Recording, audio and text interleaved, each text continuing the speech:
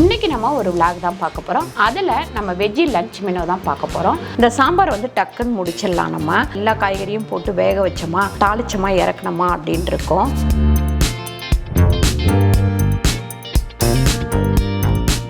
சேப்பங்கிழங்கு இதில் சேர்த்துப்போம். இந்த ரவை போட்டோம்னா நல்லா அது முறுமுறுன்னு வரும். ரெண்டாவது பிசு பிசுன்னு ஒட்டவே ஒட்டாது. சாம்பார் கடலைப்பருப்பு புடலங்காவும் போட்டு கூட்டு வச்சுருக்கோம். கருணக்கிழங்கு வந்து நம்ம வறுத்துருக்கோம். வணக்கம், நான் உங்கள் அம்மா சமையல் மீனாட்சி. இன்றைக்கி நம்ம ஒரு vlog தான் பார்க்க போகிறோம். அதில் நம்ம வெஜ்ஜி லஞ்ச் மெனு தான் பார்க்க போகிறோம். வாங்க இன்றைக்கி என்னெல்லாம் பண்ணுறோம் அப்படின்னு சொல்லிட்டு பார்க்கலாம். பாருங்க, இதில் வந்து நான் கடலைப்பருப்பு வந்து ஒரு 1/4 கிலோ போட்டிருக்கேன். புடலங்காய் வந்து ஒரு 3/4 கிலோ புடலங்காய். இதில் கொஞ்சமாக மஞ்சத்தூள் மட்டும் சேர்த்து நம்ம குக்கரை மூடி நல்லா ஒரு 2-3 விசில் போட்டுக்கலாம். இதில் உப்பு சேர்த்துக்கலாம். ஒரு 1.25 ஸ்பூன் கல் உப்பு சேர்த்துருக்கேன். தோரம்பருப்பு பார்த்திங்கன்னா 1/4 கிலோ எடுத்து வச்சுருக்கேன் சாம்பாருக்கு. இதில் வந்து தண்ணி ஊற்றிடலாம். ஒரு 200 கிராம் தக்காளி இதில் சேர்த்துப்போம். அதுக்கப்புறம் பார்த்திங்கன்னா இதில் பீன்ஸு, கேரட்டு, அதுக்கப்புறம் அவரைக்காய், சௌச்சவு இது எல்லாமே நறுக்கி வச்சுருக்கேன். எல்லா காய்கறியும் சேர்த்து ஒரு 1/2 கிலோ.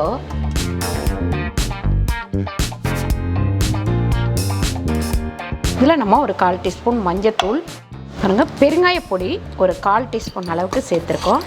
சாம்பார் பொடி பார்த்திங்கன்னா ஒரு 4 ஸ்பூன் சேர்த்துக்கலாம். தனி மிளகாத்தூள் ஒரு 1.5 ஸ்பூன் சேர்த்துக்கலாம். இதெல்லாம் சேர்த்ததுக்கப்புறம் நல்லா மிக்ஸ் பண்ணிவிடுங்க. ஒரு கலரிட்டு அப்படியே மூடி வச்சிடலாம். இது எல்லாம் சேர்ந்து நல்லா வேகட்டும். அதுக்கப்புறம் இதில் நம்ம கத்திரிக்காயும் சேர்த்துக்கலாம்.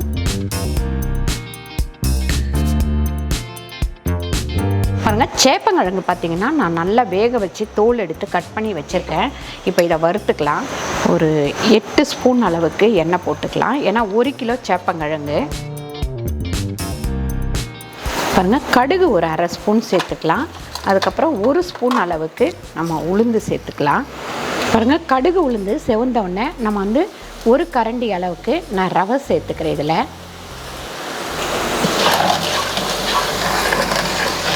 அதுக்கப்புறம் நம்ம கருவேப்பிலை சேர்த்துக்கலாம். இப்போ நம்ம வேக வச்சு கட் பண்ணி வச்சுருக்கிற சேப்பங்கிழங்கு இதில் சேர்த்துப்போம்.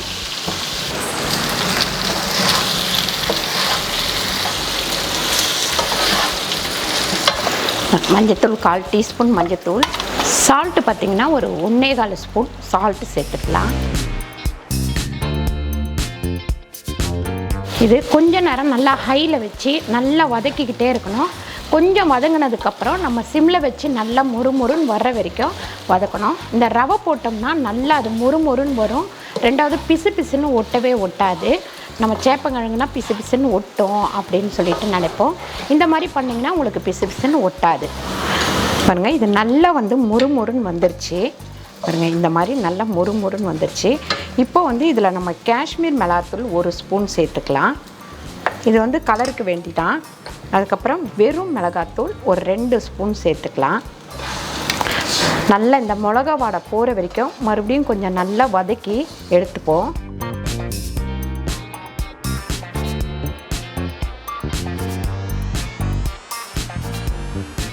சேப்பங்கிழங்கு வறுவல் வந்து ரெடி ஆயிடுச்சு.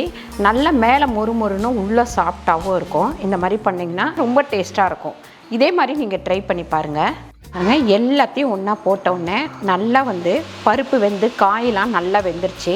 இப்போ புளி ஊற்றிட்டு ஒரு 2 நிமிஷம் கொதிக்க விட்டுட்டு நம்ம வந்து தாளித்து விட்டுக்கலாம். ஆனால் இப்போ நம்ம புளி கரைச்சி ஊற்றிக்கலாம்.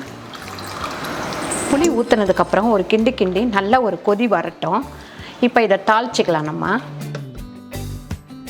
பாருங்கள், எண்ணெய் வந்து ஒரு 3 ஸ்பூன் அளவுக்கு எண்ணெய் போட்டுக்கலாம்.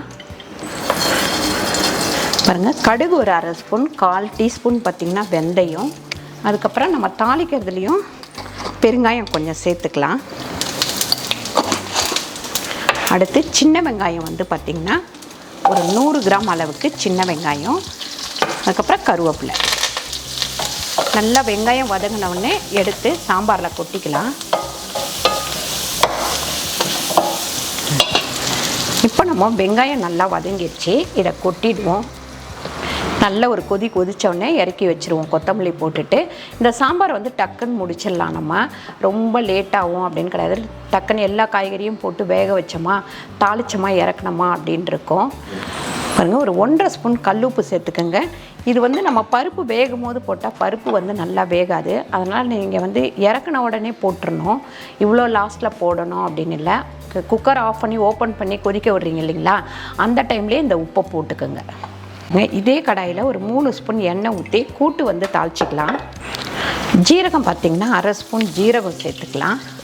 அதுக்கப்புறம் பச்சை மிளகாய் ஒரு 5 பச்சை மிளகாய் சேர்த்துக்கலாம். அடுத்து கருவேப்பிலை சேர்த்துக்கலாம். ஒரு வெங்காயம் நறுக்கி வச்சுருக்கேன், அதை சேர்த்துப்போம். கொஞ்சம் வெங்காயம் நல்லா வதங்கட்டும்.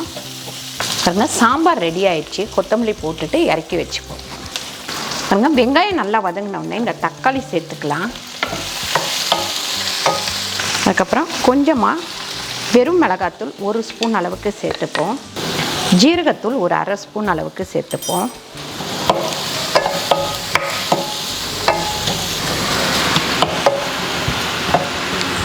பாருங்கள், இந்த மாதிரி எல்லாத்தையும் வதக்கிட்டு இதில் போட்டுருவோம். போட்டுட்டு இதை கொஞ்சம் நல்லா வேக விடணும். நல்லா மிக்ஸ் ஆகிற வரைக்கும், மசாலாலாம் மிக்ஸ் ஆகிற வரைக்கும் கொஞ்சம் நல்லா கொதிக்க விடணும்.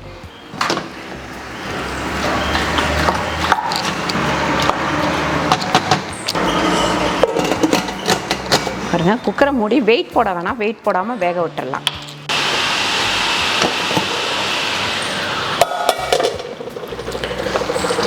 நல்லா நம்ம குக்கரை மூடிட்டு வேக விட்டுட்டோம்.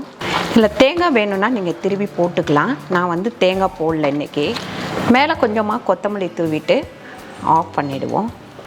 பாருங்கள், இன்றைக்கி மத்தியானம் நம்ம வந்து வெஜ்ஜி மெனு தான் பண்ணியிருக்கோம். ரைஸு, சாம்பார், அதுக்கப்புறம் பார்த்திங்கன்னா கடலைப்பருப்பும் புடலங்காவும் போட்டு கூட்டு வச்சுருக்கோம். கருணக்கிழங்கு வந்து நம்ம வறுத்துருக்கோம். கருணக்கிழங்கு இந்த மெத்தடில் நீங்கள் வறுத்து பாருங்கள், செம்ம டேஸ்ட்டாக இருக்கும். ரெண்டாவது நல்லா முறுமுறுன்னே இருக்கும். அந்த பிசுப்பு தன்மையே இல்லாமல் இருக்கும். சாம்பார் பார்த்திங்கன்னா அவசரத்துக்கு வைக்கிறீங்க அப்படின்னா இந்த மாதிரி வச்சிங்கனாக்கா டக்குன்னு வேலை முடிஞ்சிடும். அவ்வளோதான்.